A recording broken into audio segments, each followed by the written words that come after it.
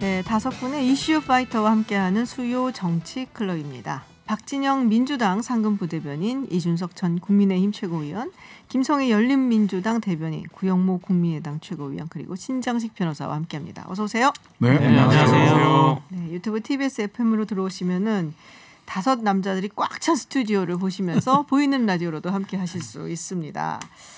자, 첫 번째 주제는 뭐 주말에 나왔던 가장 큰 이슈죠. 사실 네, 이건희 회장이 연결식이 오늘 있었어요. 발인도 있었고, 네, 사망 소식이 있었고요. 그리고 이제 이 별세 소식이 들리자마자 이제 뭐 상속세 얘기가 나오더라고요. 워낙에 또 거부니까 뭐 관심이 있잖아요. 그냥 또 와, 상속세 얼마나 그러면 내야 되는가. 뭐 어마어마한 네, 액수였죠. 자, 그리고 이 상속세 완화해야 되는 이야기가 이제 국민의힘 측에서 좀 나왔어요. 이게 뭐 지금 현직 뭐 의원들 사이에서 나온 건 아니지만, 그래서 국민청원이 등장했다고 또 얘기가 있고. 자, 한번 상속세 이야기를 한번 해볼까 합니다. 네, 어느 부분부터 먼저 시작하실까요? 제가 또 먼저 해야 되나요? 뭐 말 꺼냈었으니까. 네. 늘 부담이 되는 것 같아요. 일당이라고 시키는 것 같아가지고. 예, 민주당 박진영입니다. 부담인지 자랑인지 약간 빈정 상하셨어요. 이쪽이 조금. 오만한 건 아닙니다. 겸손하게 발언하겠습니다. 네.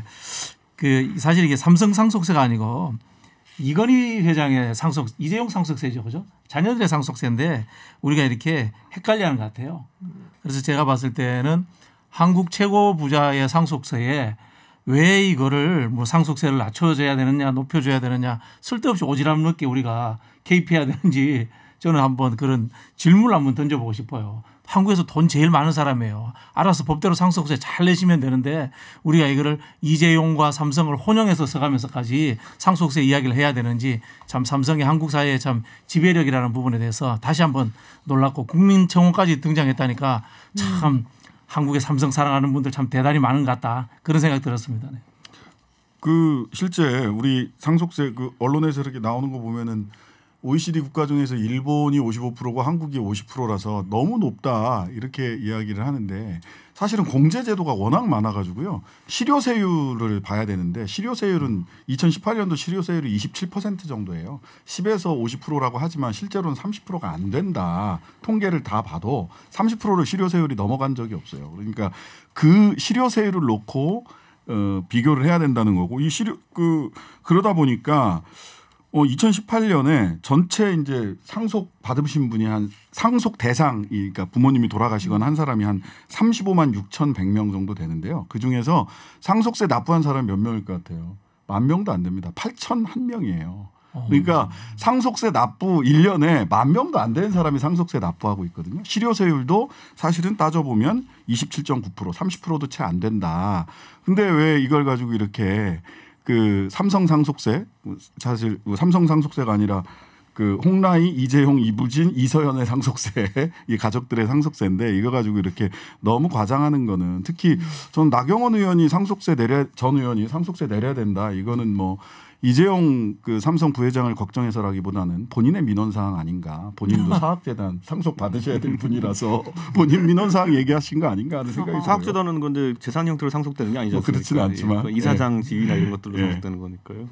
저는 그런데 이번에 상속세 논란을 보면서 사실 상속 때문에 또는 이런 어떤 기업을 물려받기 위한 과정 속에서 최근에 뭐 정경유착이라든지 이런 것들이 굉장히 많이 불거졌었거든요. 그래서 저는 이게 구조적인 부분도 한번 들여다보긴 해야 된다라는 것이, 결국에는 지금 상황에서 이 정도, 그러니까 절반 정도를 상속세로 내는 대주주들은 결국엔 경영권을 상당히 위협받을 수밖에 없는 게 사실이거든요. 근데 저는 이게 우리나라에는 뭐 다른 나라에 있는 제도들 중에서 없는 것이 있다면은 차등 의결권이라든지 어쨌든 경영인의 어떤 경영권 같은 경우에는 좀 더 보장해 줄 수 있는 방법들이 있을 텐데 그 부분에 대한 논의가 미진했다. 근데 문재인 정부 들어서 가지고 그 IT 기업들이나 벤처 기업들에 대해 가지고는 중소기업 벤처부에서도 차등 의결권 제도 같은 것을 아주 긍정적으로 검토하겠다고 한 적이 있거든요. 저는 그러니까 이게 지금 삼성 같은 경우에는 뭐 순환 출자 문제랑 같이 엮여가지고 더 복잡해지는 상황이긴 하지만은 어쨌든 이런 제도에 있어가지고 어느 정도 개선점 만들어주는 건 나쁘지 않다 저는 보는 게, 상속세에 대해서 그 세액에 대해서는 저는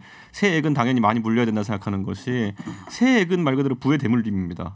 근데 이제 아까 말했던 것처럼 경영권에 대한 부분은 좀 다르게 볼 수 있는 여지를 만들어줘야 되지 않을까 그런 생각을 하고 네. 그 차등 의결권이라든지 이런 문제가 좀 해소되게 되면은 지금 당장 IT 기업들 같은 경우에도 지분 희석 문제 때문에 투자를 제대로 받지 못하는 경우도 있고 다양한 문제들이 있거든요. 근데 우리가 잘 알만한 구글 알파벳이라든지 아니면 뭐 마이크로소프트 이런 회사를 전부 다 차등 의결권을 바탕으로 해가지고 초기에 이제 경영자는 경영에 집중하고 자기 지분 희석 걱정 없이 그 의결권 걱정 없이 대신 이제 기업은 적절한 시기에 돈을 받을 수 있는 이런 구조가 되어 있는 건데 물론 삼성과 케이스가 좀 다르긴 하지만은 이 상속 문제와 연결 지어가지고 경영인들이 자꾸 계속 이제 이런 경영권 위협 때문에 뭐 부당 내부 거래라든지 이런 걸 통해 가지고 돈을 축적하려고 하는 이런 위법적인 시도를 할 수밖에 없는 상황. 이건 좀 개선해야 되지 않나 싶습니다. 엑소보다는 경영권 보장 쪽에 좀 더. 그래서 저 이제 한가 이번 전 여당 쪽에서 약간 이제 얘기 나왔던 것이 결국 이걸 만약 주식을 물납할 수 있게 하면은 물납해가지고 국민연금 등에 유치해가지고 이게 적대적 자본이나 이런 쪽으로 넘어가지 않게 하는 방법으로 상속을 하자는 얘기도 있고 여러 저는 뭐 긍정적인 제안들이 있다 보고 그 안에서 그 부분은 논의해 볼 수 있지 않나 싶습니다. 네. 네, 신장식입니다. 그 기업 경영권 이야기를 해서 그 말씀을 좀 드리려고 하는데요. 실제로 뭐 중소기업이 이 상속세 때문에 기업 경영권이 딴 데로 넘어가고 그래서 가업을 상속 못한다, 가업을 잊지 못한다 이런 이야기들 하시는데 실제로 근데 이게 우리나라 중소기업 사장님들 돌아가시는 분들이 주식 형태로 재산을 많이 갖고 있지 않아요. 실은 부동산이 많아요. 그래서 사실은 주식이 넘어가서 가업이 안 된다, 주식이 상속세 때문에 넘어가서 가업을 못 잊는다라는 것은 과장된 측면이 있고요. 오히려 부동산이 훨씬 자산이 많기 때문에. 그다음에 경영권 관련해서요. 이 대주주 같은 경우는 실은 20%를 추가해서 그 상속세를 물리거든요. 근데 이것도 경영권 프리미엄을 대체로 이제 경제학자들이 추산을 해보면 그냥 주식 가치의 30% 내지 40% 정도가 프리미엄으로 경영권이 있던 그러니까 주식 가치보다 실은 경영권을 가졌을 때 30-40% 이상의 프리미엄을 얻게 되는 거거든요. 근데 여기에 사실은 20% 정도만 가산해서 대주주가 상속세를 내는 거는 오히려 경영권 프리미엄을 계산해 봤을 때는 높지 않습니다, 사실. 그리고 뭐 삼성 걱정하시는데요. 그 주담대, 그 주식담보대출로 해갖고 다 낼 거예요. 그러니까 경영권과는 아무 관련 없습니다. 그래서 이것도 과장되게 지금 얘기되고 있는 측면이 있다 이런 말씀을 드립니다. 저는 상속세액에 대해서는 이견이 없다니까요. 네, 김성애 대표님. 네. 일단 저는 이 두 가지를 구분해야 되는데 삼성의 상속 문제와 상속세 문제는 별개입니다. 지금 이야기를 삼성의 상속을 용이하게 해주기 위해서 상속세 제도를 바꾸면 전체 상속 제도가 흔들리거든요. 지금 뭐 신장식 변호사님도 잘 지적해 주셨지만 우리나라 유가증권의 경우는 상속 비율이 12%고 부동산은 부동산 합치면 60%가 넘어요. 그래서 지금 뭐 주식 어떻게 한다고 해서 해결될 문제가 아니고 그 최근에 입법조사처 국회 입법조사처에서 내놓은 연구 결과를 보면 충격적인 게 뭐냐면 상속세 산출 전 각종 비과세 공제 항목을 제외한 실효 세율에 관한 객관적인 연구 자료를 찾아보기 어려움. 지금 우리나라 상태가 이렇습니다. 뭐 아까 말씀하신 몇 퍼센트 하지만 이 문제에서 가장 많은 연구를 하고 있는 국회 입법조사처조차도 실효 세율과 관련된 연구 자료를 찾아보기 어렵다라고 한 거고 국가별로 상속세 면세점 차이도 역시 그렇게 해서 비교할 문제가 아니고 상속세는 소득세랑 같이 넣어서 비교를 해야 되는 문제니까 삼성에 대한 걱정은 삼성은 우리나라 글로벌 제1위 기업 아닙니까? 상속세가 10조든 15조든 이미 몇십 년 동안 이걸 어떻게 낼지에 대한 계획은 잘 세워왔을 테니까 그건 알아서 하라고 하면 되고요. 정말 상속세 문제가 있다라고 생각하면 국회에서 실효세율이 얼마가 나오는지부터 정하는 것부터 시작해서 하나씩 차근차근 논의를 풀어가는 게 좋겠다라는 생각이 듭니다. 네, 현재 실효세율이 한국에서 제일 전문가는 네. 우리 신장식 변호사시네요. 네. 구용모 최고. 통계가 그렇게 나와 있습니다. 네, 구용모입니다. 저는 약간 두 가지 관점에서 좀 보고 싶은데요. 첫 번째는 일단 OECD 최고 그 상속세율이 26.3%입니다. 그러니까 우리나라가 거의 2배 이 정도 차이가 나는 건데 저는 이러한 것들이 과거의 그 관치 경제의 어떤 잔재라고 저는 이렇게 생각이 들고요. 그래서 좀 그다음에 이제 50%에다가 할증까지 붙게 되기 때문에 이렇게 지금 10조라는 그런 금액이 나와 있는데 사실 또 다른 한 가지 관점은 이 10조라는 돈이 결국에는 이제 정부의 돈으로 들어가는 거잖아요. 그래서 국민들이 이런 국민청원을 하는 이유는 그러니까 사실 지금 뭐 문재 정부 들어서 부동산 정책이니 여러 가지 어떤 조세에 대해서 이제 부담이 많아지고 조세 저항이라든지 이런 국민들의 정서가 있습니다. 그래서 과연 이 10조라는 돈이 어쨌든 그 국가에 들어가는 건데 이게 과연 맞느냐? 국민들한테는 불로소득하지 말라 그러면서 정작 어떻게 보면 상속세라는 게 기속이 되긴 하지만 이게 정부 입장에서는 불로소득 아닙니까? 그런 차원에서 이런 두 가지 관점에서 좀 말씀드리고 싶습니다. 그러니까 상속세도 상속세지만 사실 뭐 삼성 걱정한다 이런 것보다는 이 상속세로 인한 이제 10조가 넘는 돈이 정부로 들어가는 것이 그러니까 뭐 그런 거라는 얘기잖아요. 지금 뭐 세금 왜 이렇게 많이 가져가냐 뭐 이런 약간 그 반론. 예, 김성애 대변인도 그 하나만 좀 하면 네. 벨기에 같은 경우는 지금 80% 그러니까 OECD 26% 말씀하시는데 평균인지 모르겠는데 벨기에는 평균 예 80% 50% 넘는 나라도 있어서 예 평균으로 따져서 우리나라가 높다라고 하면 대신 우리나라는 말씀드렸던 대로 소득세가 워낙 예, 낮아서요. 낮아서 비교하기가 쉽지 않죠. 저는 그런데 이제 결국에는 아까 제가 경영권 얘기 계속했던 것이 실제로 우리나라에서 지금 예를 들어 이런 식의 상속, 그러니까 재벌 총수의 뭐 사망으로 인한 상속 문제 때문에 보통 자녀가 한 분인 경우는 또 없어요. 보면은 두 분, 세 분, 여러 분 있는 경우가 있기 때문에 그 지분을 나누고 거기에 상속세 내 가지고 어느 정도 뭐 주식을 팔고 이런 상황 속에서 항상 경영권 분쟁이 발생하는 건 첫 번째고, 두 번째로는 예를 들어 외국계 자본 또는 아주 헤지펀드 이런 것이 들어와 가지고 우리나라의 기간 산업이 될 수 있는 회사들의 경영권 분쟁 또는 경영권 혼란이 일어난 경우가 있었어요. 가장 대표적으로 기억하고 계신 게 최근에 대한항공일 겁니다. 그거 아직까지 정리 안 됐거든요. 그러니까 대한항공에 우리가 알고 있는 건 자녀들이 3명 있지만은 그들 간에서 뭐 첫째 지금 조원태 회장과 그리고 나머지 또 조현아 부사장 다투고 그 안에 또 이제 강성부 펀드라고 끼고 이래가지고 결국에는 우리나라의 국적 항공사인데 그 정도의 경영권 분쟁이 발생하는데, 저는 삼성전자나 아니면 삼성이 속한 어떤 그 기업 집단에 있는 회사들이라 그러면은 더 영향이 클 수 있다. 그래서 아까 제가 말씀드렸던 것처럼 저는 이재용 부회장 개인이요, 이거 뭐 상속세 50% 낸다 해도요 2분의 1생 동안에 다시 그거 채워놓을 만큼 버실 겁니다. 그렇기 때문에 저는 그거 걱정해주고 싶은 생각은 없고요. 다만 삼성이라는 어떤 국가 기관 산업에 있어가지고 경영권 분쟁 또는 이 삼성 같은 경우에는 일반 항공사 같은 것과 다르게 특정 인물들이 뭐 지분을 뭐 매입해가지고 특정 회사에서 지분을 인수해가지고 이사진을 몇 명 밀어넣고 이렇게 되면은 뭐 기술 유출이나 이런 문제도 있을 수 있는 거기 때문에 더 민감할 수 있는 문제입니다. 그렇기 때문에 그런 부분에 대한 안전장치들은 좀 필요할 수 있다. 근데 이제 저도 그렇게 되면 한 말씀만 더 네. 예, 김성회입니다. 그 드릴 수밖에 없는데 애플에 저는 스티브 잡스 말고는 잡스 성 가진 사람을 못 만나봤고 마이크로소프트도 빌 게이츠 말고는 게이츠 뭐가 돌아다니는 걸 못 봤거든요. 그리고 우리나라가 이제 뭐 오래된 기업 이야기를 하는데 유럽 같으면 뭐 귀족제부터 시작해서 세습의 문화가 있는 거고, 우리나라는 사실 전후에서 미군정하고 뭐 어떻게 해서 갑자기 된 재벌들이 겨우 몇 대에 걸쳐서 부를 일군 건데 이거를 자꾸 인정해 주면, 미국 같은 경우는 지금 우리가 알고 있는 페이스북, 아마존 뭐 이런 그룹들이 다 50년 전에 없었던 거 아닙니까? 이게 활력을 불러 넣어 주는 것이 중요한데, 다만 누구의 아들이란 이유로 그 사람들이 이 경영권을 잘 보장할 수 있도록 그걸 꼭 보장해 줘야 될 이유가 우리에게 있는지, 저는 좀 그런 질문도 같이 던져보겠습니다. 네, 신장식입니다.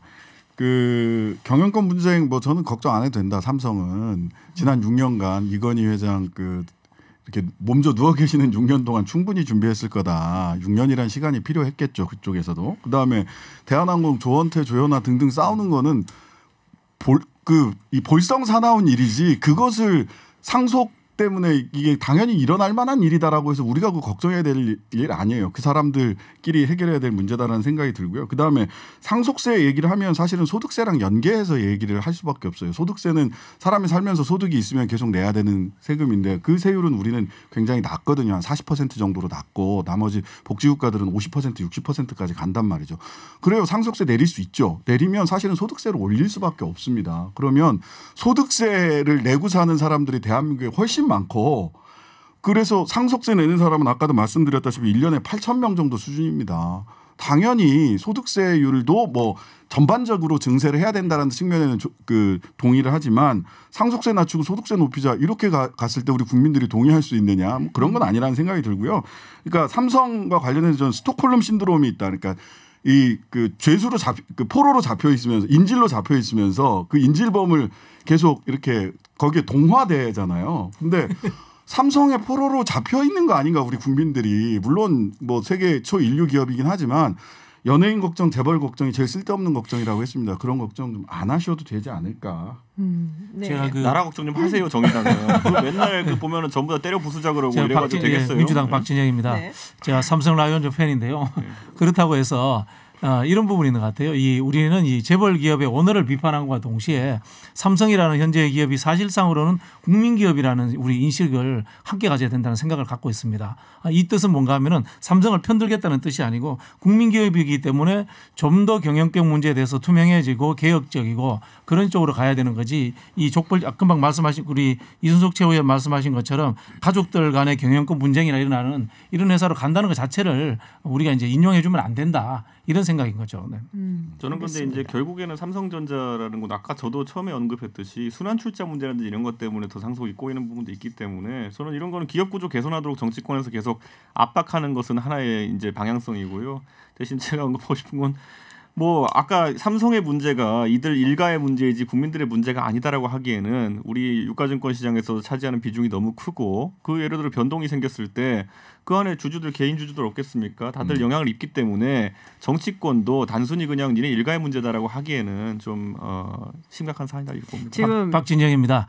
이건희 회장 돌아가시고 삼성물산 주가 올라갔거든요. 그게 그러니까 네. 제가 말하는 변동성인 게 뭐냐면 이재용 회장 구속되면 주가 올라갔거든요. 일반적으로 네. 상속세를 내기 위해 가지고 또 뭐 총수가 돌아가시면은 그다음 배당 성향을 아주 높여버려요 기업이. 그래가지고 배당금을 받아가지고 상속세 내려는 이런 경향성이 생기는 거거든요. 그런 게 다 영향입니다 지금 봤을 때.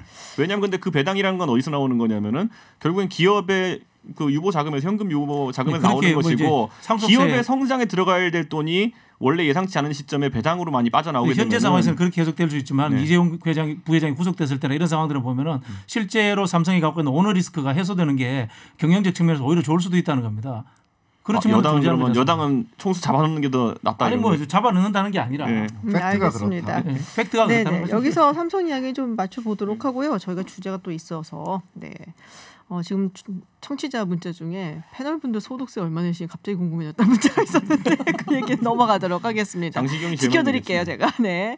변호사인데. 네. 두 번째 주제 저희 공수처 특검 주제예요. 네. 지금 라임 옵티머스 사건 관련돼서 국민의힘 측에서는 특검을 요구하고 있고 그리고 지금 민주당 측에서는 이제 공수처 출범으로 이거를 가려고 하는 것 같습니다. 자, 이 부분에 대해서 좀 짧게 이야기를 나눠봐야 될 것 같은데요. 네, 구영모 최고위원부터 시작하도록 하죠. 네. 일단 감찰 지시가 내렸는데 법무부 감찰 지시자가 일단은 뭐 정치인이잖아요. 예. 누구나 뭐 민주당을 대표할 만한 정치인이기 때문에 그 자체가 잘못된 거라고 보고 있습니다. 그리고 지금 사실 공수처와 특검에 대해서 굉장히 말들이 많은데 저는 공수처를 들여다보면 일단 추천위원회 자체도 지금 법무부 장관이 그 추천위원회 소속에 들어가 있습니다. 근데 특검 같은 경우에는 법무부 장관이 안 들어가 있습니다. 예. 그리고 여러 가지 보면 수사 대상도 공수처 같은 경우에는 지정이 돼 있습니다. 해당 대상이. 근데 특검 같은 경우에는 지정이 돼 있는 게 아니라 어떤 수사의 내용, 뭐 정치적인 어떤 공정성이라든지 그런 것들이 정치적으로 그런 효과 있을 때 특검을 해야 된다라는 거 있기 때문에 저는 이 공수처 같은 경우에는 굉장히 앞으로 상설 기구이고 또 상설 기구라고 하면은 수시로 어떤 모든 검찰이나 경찰에 있는 수사에 있어서 이게 조금이라도 뭐 고위공직자가 포함이 됐다고 하면은 그를 계속해서 공수처에서 담아가기 때문에 이번에 이제 그 라임 옵티머스 관련된 사건에 있어서는 무조건 특검을 도입을 해야 된다라고 저는 보고 있습니다. 제가 하나 궁금한 거 여쭤볼게요. 민주당이나 아니면은 이제 뭐 정의당 측에서 답변을 해주시면 좋을 것 같은데 이게 원래 공수처가 고위공직자 수사하는 거잖아요. 그럼 라임 옵티머스 관련해서는 누가 여기 수사 대상이 되는 거예요? 검사들. 근데 그게 굉장히 모호한 거죠. 출발점 자체가. 아니 근데 라임 옵티머스 사건을 해결을 하는데 일단은 이 김봉현이라든지 김재현이라든지 뭐 이런 범죄자들이 있잖아요. 네. 근데 공수처를 통해서 이 범죄자들이 어떻게 연관되어 있는지 조사가 아니고 검사를 조사하겠다라는 게 물론 이제 제가 검찰이 뭐 죄가 없다 있다 이걸 얘기하기는 굉장히 이른 시기이지만 그게 좀 궁금해서 누구를 그러면 수사를 공수처를 하겠다는 것이지. 그러니까 출발점 자체가 애매한 겁니다. 저는 그래서 계속 이제 냉장고에 코끼리 담으려고 하고 있다. 라임 옵티머스 건은 여러 가지가 있거든요. 아까 말했던 금융사기 건에 대한 부분이 가장 큰 덩어리고 그리고 거기에 이제 그 수사 과정에서 불거진 라임 건에 대해서는 검사들이 접대받은 어떤 비위 같은지 이런 것들이 있고 뭐 그리고 정치인 연루설 그러니까 게이트성 이런 부분이 있는 것인데 저는 이걸 다 담으려면은 공수처로는 택도 없다 이런 생각을 하는 것이 아까 언급된 것처럼 아까 구영모 최고위원이 언급한 것처럼 이거는 결국에는 고위공직자의 비리를 수사하는 곳입니다 말 그대로. 그런데 이 김봉현 씨나 이런 분들은 고위공직자 아니거든요. 그러니까 저는 이 얽혀 있는 이 줄기들을 하나로 통합해서 수사하는 특검이 낫다 이렇게 저는 생각하는 거고요. 그 많은 국민들이 이번에 공수처의 맛보기 버전을 봤습니다. 뭐냐면은 이번에 추미애 장관이 그 감찰이라는 무기와 수사지휘권이라는 무기를 계속 발동하면서 검사들을 이제 사실상 옥죄고 있잖아요. 근데 이게 원래 공수처의 역할입니다. 그 검사들의 비위나 이런 걸 살피는 역할인데 이 잘 보면은 기작이 이래요. 그러니까 결국에는 검찰에서 아주 엄격하게 수사를 받고 있는 이 김봉현 씨나 이런 사람들 범죄자인 사람들이 아니면 수감된 사람들이 옥중 편지를 하나 찍습니다. 옥중 편지 써가지고 나 이런 사람 접대한 적 있다. 그리고 나는 검찰 개혁의 지지자다. 마지막에 추미애 하나 붙이면은 그 다음에 추미애 장관이 어머나 검사들이 이런 일을 했어. 그러면 검사들 전부 다 지금 지휘 라인에서 빼고 그 다음에 그 담당 검사들 갈아치우고. 자 이렇게 했을 때 가장 여기서 행복한 사람은 누구냐? 행복한 사람 딱 하나 있어요. 김봉현 씨예요. 자기를 수사하면서 자기 비위에 대해서 너무 잘 알고 비리에 대해서 계속 캐고 있던 검사들이 수사팀이 교체돼 버립니다. 그러니까 저는 이런 상황들 계속 발생시킬 건지 좀 궁금하고요. 공수처가 이제 상설화되면은 이런 기작이 당할 겁니다. 이제 김봉현 씨 같은 분들은 공수처에 편지를 쓰겠죠. 네. 검사들이 이랬습니다. 수사해 주십시오. 그러면은 공수처는 당연히 검찰들을 들이쳐가지고 이제 또 이런 수사를 방해하게 되겠죠. 열린민주당 김성애입니다. 요거 사건을 좀 갈라서 봐야 되는데 제일 중요한 것은 라임과 스타 모빌리티 관련돼서 김봉현 씨가 빼돌리고 어쩌고 저쩌고 한 것은 수사가 다 끝났죠. 그래서 재판으로 넘어가 있어서 여기에 대해서 뭐 더 이상 수사를 하고 자시고가 없어요. 김봉현이 뭐라고 말을 하든 그 편지를 읽은 판사가 감동을 받아서 무죄를 선고하기 전에는 김봉현이 지금 편지를 쓰는 행위 자체는 본인에게 미칠 수 있는 긍정적인 영향은 제가 보기에는 굉장히 제한적입니다. 반면에 김봉현이 지금 하고 있는 폭로의 내용을 보면 내가 뭐 야당 정치인에게 뭘 주고 뭐 검사들이 어떻게 하고 이런 얘기들은 이건 말 그대로 고위공직자 범죄수사처에서 다루어야 될 내용인 거죠. 즉 김봉현 씨의 진술을 어떻게 믿느냐고 하지만 그 김봉현 씨의 진술 가지고 청와대 정치인 뭐 A가 1억을 받았네 기사 쓴 것도 기자들이고 그걸로 수사를 하고 있는 것도 검사들인데 검사가 할 때는 괜찮은 거고 그게 의혹으로 나와서 뭐 특검이 됐던 공수처대로 가는 것이 이상하다고 하는 건 말이 안 된다고 보고요. 일단 한 사건이 그렇고 너무 많으니까 하나만 더 얘기할게요. 옵티머스 같은 경우에는 한국전파진흥원이 사기 당할 뻔하다가 이거 안 되겠네 해서 고발을 했는데 고발할 때 우린 피해액을 돌려받았는데 공공기관 매출 채권인 줄 알고 투자했었거든. 근데 아니더라고. 그러니까 여러분들이 살펴주세요라고 구체적으로 꼬리표를 달아서 줬는데 계좌 추적이 어려울 것 같아서 덮었습니다라는 게 지금 그 수사 담당했던 부장의 이야기인데 또 희한하게도 그 부장님이 한동훈 검사랑 고등학교 대학교 또 선후배 사이 인데다가 막 이런 게 다 얽혀 있지 않습니까? 누가 봐도 이상한 상황으로 보여지는 이런 상황들. 근데 여기서 더 놀라운 건 계좌 추적이 어렵다라는 주장과 달리 박주민 의원에 따르면 계좌 추적 영장 발부율이 98%라는 거거든요. 한번 열어봤으면 딱 나오는 건데 어떻게 그걸 덮고 그냥 넘어갔는지에 대해서 국민들이 분노하기 때문에 그 문제에 있어서만큼은 검사 출신들이 아닌 그러니까 공수처에서 하라는 건 공수처가 인사를 따로 타기 때문에 거기 들어가면 맘 놓고 일을 할 수 있기 때문에 우리가 검사가 아닌 사람들이 하게 만들자라고 하는 것이 저는 이 사건의 본질이라고 봅니다. 네. 옵티머스 수사했던 박진영입니다. 부장검사가 옵티머스를 수사하셨어요? 아니 아니 저기 뭐야 갑자기 또 헷갈리면 말이 끄고 그러세요. 한국 통신 전파진흥원 그 수사 관련돼 가지고 옵티머스 건에 거기 검사가 이분이 부장 검사가 저기 윤석열 그 총장 청문회 때 같이 참여했던 분이에요. 그 정도로 가까운 분이고 이 또 어쨌든 중앙지검에서 무혐의로 덮은 지 4개월 만에 남부지검에서는 옵티머스 사건을 또 밝혀내서 기소를 했어요. 이 4개월 만에 차이가 뭐 왜 그렇게 존재했는지 한번 충분히 감찰해 볼 만한 이 가치가 있는 거지 않습니까 상황이. 네. 구영모입니다. 구영모 그 지금 김봉현 같은 경우는 진술이 나는 몸통이 아니다라고 이렇게 진술을 했습니다. 근데 뭐 라임 몸통 당연히 김봉현 아닙니까? 근데 공수처로 바뀌게 되면 이 몸통이 바뀌게 되는 겁니다. 고위공직자로. 좀 그렇기 때문에 아까도 말씀드리면 자꾸만 이런 그 김봉현의 물타기, 공수처의 물타기 저는 이렇게 좀 보고 있습니다. 김성현 이 얘기는 꼭 해야 될 건데 네. 김성현인데요. 라임에서 돈 빼먹은 사람들 중에 대부분은 도망을 다니고 있고 라임에서 투자한 돈을 빼먹은 사람이 김봉현이기 때문에 김봉현을 몸통으로 보는 건 제가 보기에는 수사당국 쪽에 동의를 안 할 것 같습니다. 제가 박진영입니다. 하나 좀 바로 잡아야 될 게 있는데요. 공수처에서 그 고위공직자를 수사를 한다고 해서 동일 사건에 대해 가지고 다른 각도에서 검찰에서 수사를 하지 않는다는 게 아닙니다. 그거는 확인을 해보셔야 될 겁니다. 그러니까 2첩밖에 되어 있습니다. 네, 알겠습니다. 한 가지만 네, 한 가지 말씀드릴게요. 말씀해 신장식입니다. 그 아까 말씀하셨던 것과 관련해서 그 펀드 사기 사건에서는 크게 세 단계를 봐야 돼요. 하나는 제조 설계 과정에서 사기성이 있는 상품을 제조 설계했냐. 두 번째는 투자금을 모으고 판매할 때 여기에 또 비리나 그 사기성이 있냐. 그러니까 전파진흥원을 김재현 옵티머스 2대 대표가 전파진흥원 돈을 최초에 100억 원을 처음에 어떻게 끌어왔느냐. 여기에 혹시 권력형 비리가 있는 건 아니냐. 또는 금융계 로비가 있었던 건 아니냐. 뇌물이 수수된 건 아니냐. 이걸 봐야 되고 그다음에 마지막에는 이 검사 금융감독원의 검사나 검찰의 수사할 때 이걸 무마하기 위해서 로비를 벌였다는 거잖아요. 공수처 수사 대상은 당연히 로비 요 과정에서 뒷부분. 공수처 국회의원이나 이런 네. 뒷부분에 대해서 지금 검찰에서 제대로 한 게 없으니까 그 여러 가지 비리들이 지금 드러나고 있으니까 공수처에서 수사해야 네. 되는 게 맞고요. 이 제조 판매나 제조하고 판매하고 투자금을 갖고 온 과정은 지금 수사하고 있는 수사팀에서 열심히 수사해라. 해서 수사하고 있는 거예요. 그러니까 이거는 공수처에서 해야 될 것과 지금 남부지검이나 중앙지검에서 해야 될 수사의 대상이 좀 다르다라는 겁니다. 그렇기 때문에 충분히 공수처에서 이거 수사하면 된다. 제가 보기에는 공수처는 지금 옵션 다 갖춰진 집이에요. 사람만 들어가서 살면 됩니다.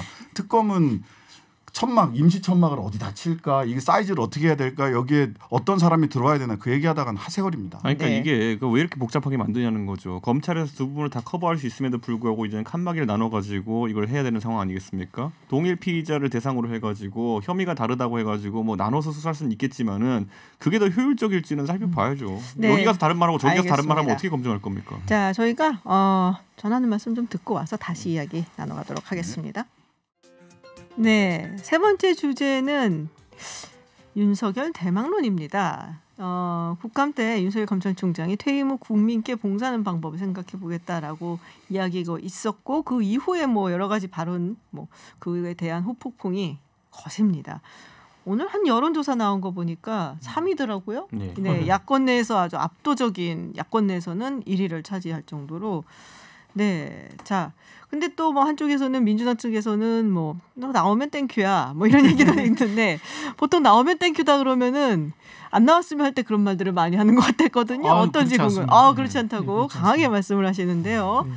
네, 오늘은 그럼 이번 주제는 어디부터 들을까요? 아까 뭐 제 일당이라고 하셔서 빈정에 사가셨으니까 우리 김성애 대변인 이야기부터 먼저 들어볼까요? 일단 윤석열 검찰총장이 공무원 신분으로 야당의 지도자가 되고 있는 상황이 굉장히 재밌죠. 근데 이제 김종인 대표가 비대위원장 같은 경우는 홍준표 의원 등이 지지율이 치고 올라오는 게 제일 보기 싫거든요. 그래서 그 모든 야권의 대권 후보들의 지지율을 5% 아래로 눌러놓는다는 점에서 윤석열의 이 부상을 제가 보기엔 지금 당장은 즐기고 있을 것이다. 근데 이제 정작 메인 게임이 시작돼서 이분이 하필이면 또 내년 7월에 그만두는데 7월에 그만두고 급속한 검증 작업을 거치면서 국민의힘에 가려고 해도 이분은 기본적으로는 박근혜 정권을 수사해서 무너뜨린 장본인 중에 한 사람입니다. 그래서 이 국민의힘의 근간을 이루고 있는 권리당원들과 또 이 소위 말하는 태극기 부대라고 부르는 분들 사이에서는 반감이 좀 상당할 거라고 생각을 해서요.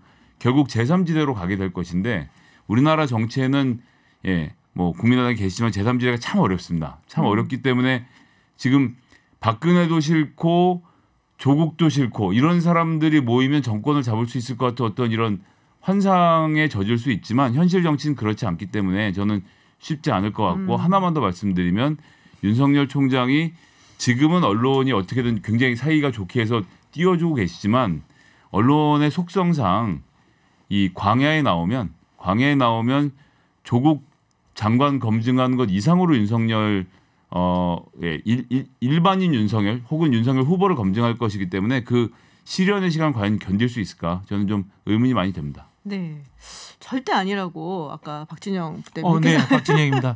제가 웬만하면 김성애 네. 대변인 이야기에 늘 제가 따라가서 다 동의하는데 네. 하나 동의 안 되는 부분은 저는 윤석열 총장이 정치하기가 쉽지 않을 것이다. 뭐 현실적으로 그렇게 보고 있습니다. 그 청문회 국감 때 발언은 사실은 내가 봉사라는 표현을 쓰므로 인해서 야당을 우군화시켜서 자기의 보호막으로 삼으려고 하지 않았나. 뭐 저는 이렇게 생각을 하고요. 그런 측면에서 이번은 총장 임기를 마치고 안전하게 귀가해서 정관의 예우를 누리는 게 저는 목표가 아닐까 뭐 이런 생각을 드는데요.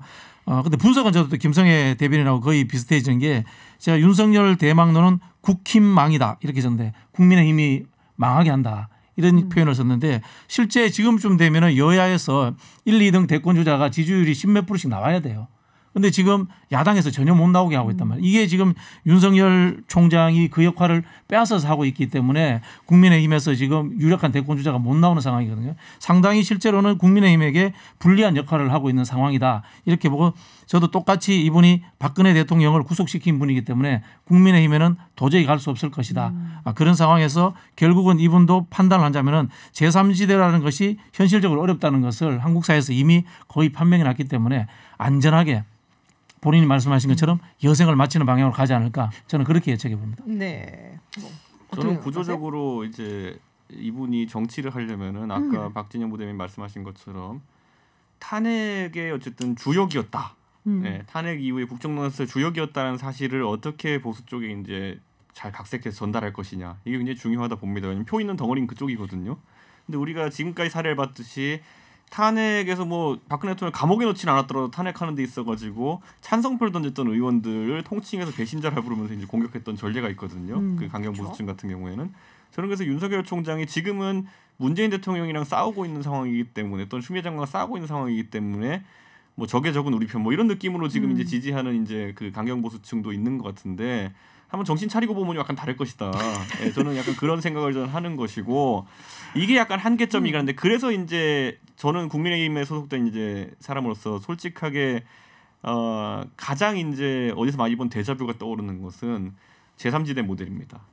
네, 이게 보면은 이제 옛날에 제3지대의 깃발을 들었던 안철수 대표랑 요즘 그때 안철수 대표 하시는 머리 스타일도 비슷하거든요. 윤석열 총장이랑. 이게 이런 분들이 가진 고민의 지점이 뭐냐면은 결국에는 국민의힘에는 참여하기 어려운 어떤 사정이 있고 그리고 중도라는 것을 한번 먹을 만한 어떤 대중적 인지도나 이런 기반은 생겼는데 저는 여기서 이제 동력이 어떻게 되느냐. 내년 서울시장 선거가 굉장히 분수령이 된다 봅니다. 서울시장 선거에서 만약에 그 국민의힘이 후보를 내가지고 분패한다든지 이렇게 된다면은 그랬을 때는 야권 재편론이 나올 수밖에 없습니다. 그렇기 때문에 그런 상황 속에서 야권 재편론과 거기 더해가지고 예전에 안철수 대표가 이제 국민의당 차릴 때 보면은 그 당시 민주당에서 한 20-30명 끌고 나갔거든요. 그때는 이제 동교동계라는 한 핵이 있었기 때문에 같이 나갈 수 있었는데 혹시라도 이제 민주당이나 이런 곳 다른 핵이 생긴다 그러면은 여야를 그 가리지 않고 교섭단체 정도만 끌어모을 수 있다면은 제3지대론이 가능해질 것이고요.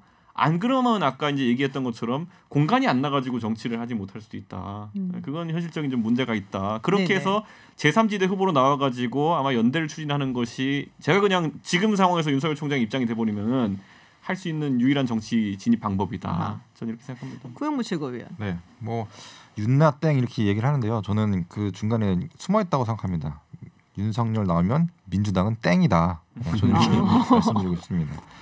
지금 사실 안철수 대표가 최근에 뭐 진용진이라는 그것이 알려드림인가 거기서 이제 그 일본 욕할 수 있냐, 뭐 아베 욕할 수 있냐, 그다음에 김정은 욕할 수 있냐 그런 컨텐츠를 찍었는데 그 유튜버가 안철수 대표가 진보 의원이라고 소개를 한 거예요.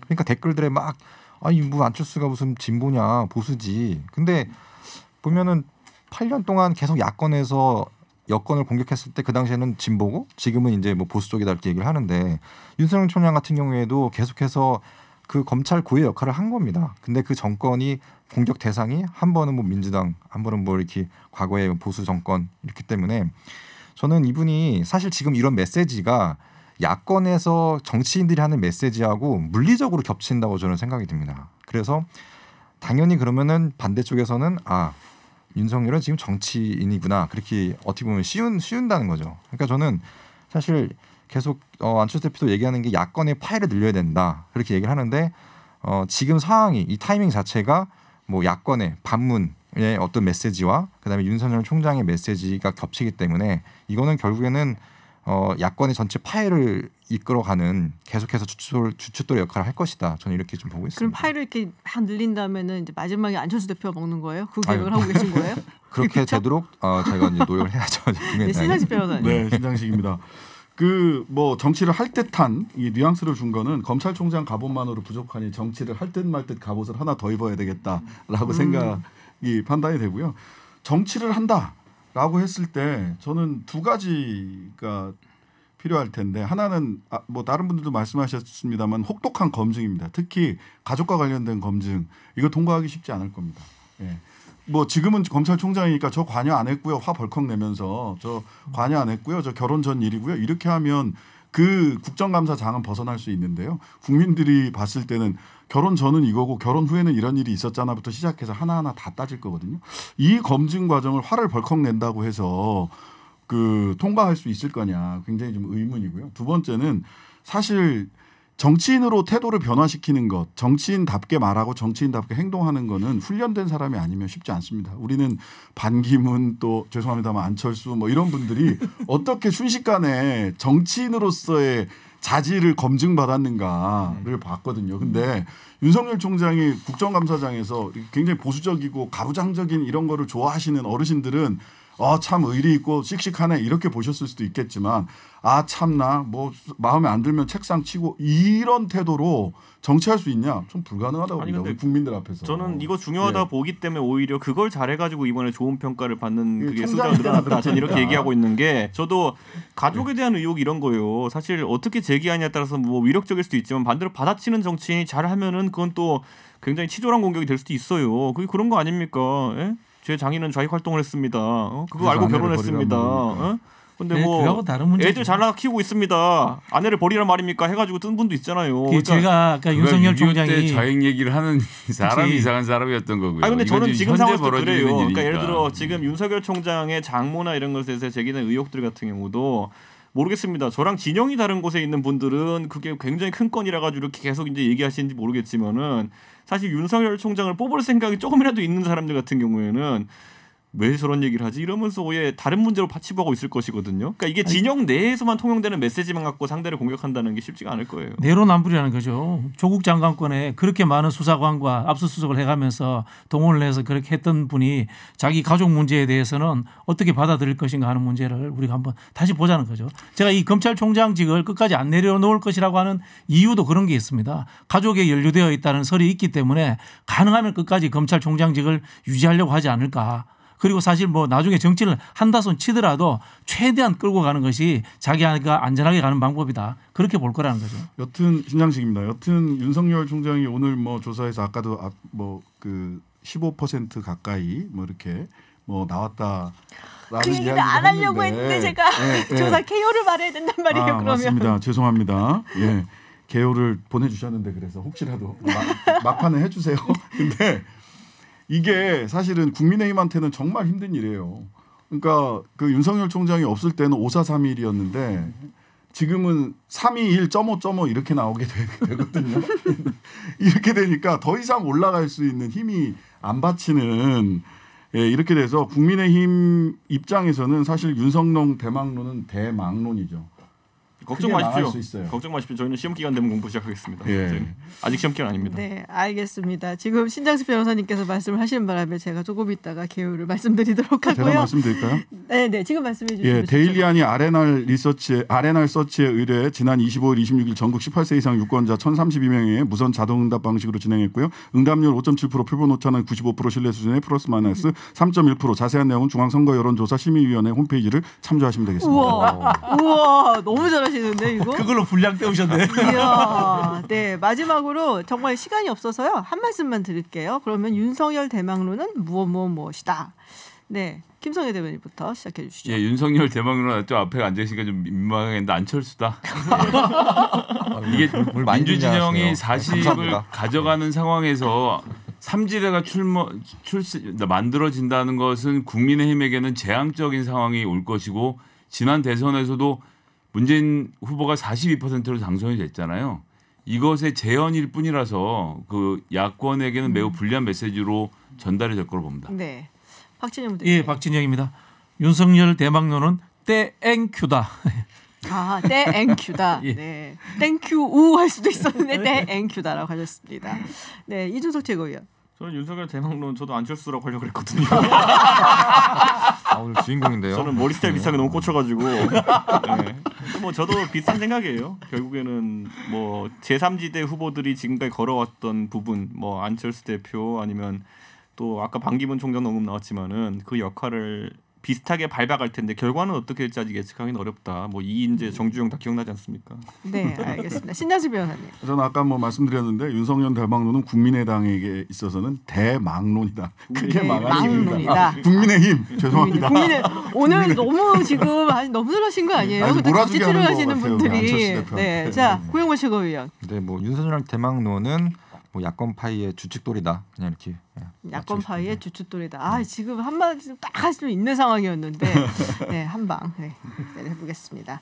네, 오늘 토론 여기서 마치도록 하겠습니다. 신장식 변호사, 구용모 최고위원, 김성애 대변인, 이준석 전 최고위원 그리고 박진영 부대변인과 함께했습니다. 고맙습니다. 네, 감사합니다. 감사합니다.